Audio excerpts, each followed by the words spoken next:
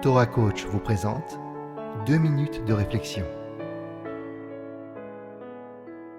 Bonjour à toutes et bonjour à tous. Que vais-je devenir maintenant que tu es parti? Comment pourrais-je survivre sans toi? Et comment supporter tous ces souvenirs heureux, mais qui aujourd'hui sont autant de poignards qui me meurtrissent le cœur? À deux, nous étions tout.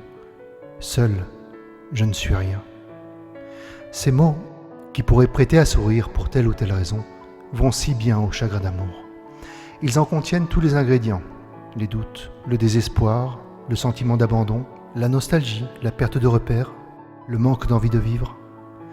Une coupable en particulier permet ce cercle vicieux, l'imagination. Or, on le sait pertinemment, pour se libérer de l'emprise de l'imaginaire, il faut absolument revenir à la réalité structurante. La structure, la règle, l'objectivité, ont mauvaise presse, disons-le tout de suite, justement car elles gâchent le rêve. Mais s'il faut choisir, mieux vaut laisser la réalité gâcher son rêve que laisser son rêve gâcher sa vie.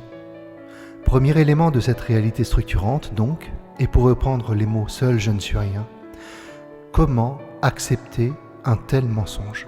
Il faut comprendre une fois pour toutes que l'être humain est seul de toute façon, seul avec Dieu en ce monde et de manière encore plus manifeste dans le monde à venir. On s'aime, on s'entraide, on s'associe, c'est vrai, et c'est là une excellente chose. Pourtant, derrière ce décor, on reste seul devant sa conscience, devant ses choix, et bien sûr devant Dieu, à qui on doit en rendre compte. Deuxième élément, se tourner vers le passé n'est pas anodin. Définition, si vous le voulez bien, le présent comme étant un potentiel de vie qui s'exprime dans l'instant présent justement. À l'opposé, le passé est donc un potentiel de vie qui n'est plus, c'est-à-dire qui ne peut plus s'exprimer pour devenir réel, tangible. Le passé renvoie donc à la mort, à un potentiel de vie qui ne peut plus être exprimé. En fait, vivre dans le passé, ce n'est rien d'autre que tourner le dos à la marche de la vie. Dernier élément, le chagrin d'amour verse dans l'excès parce qu'il est lui-même catalysé par un phénomène excessif.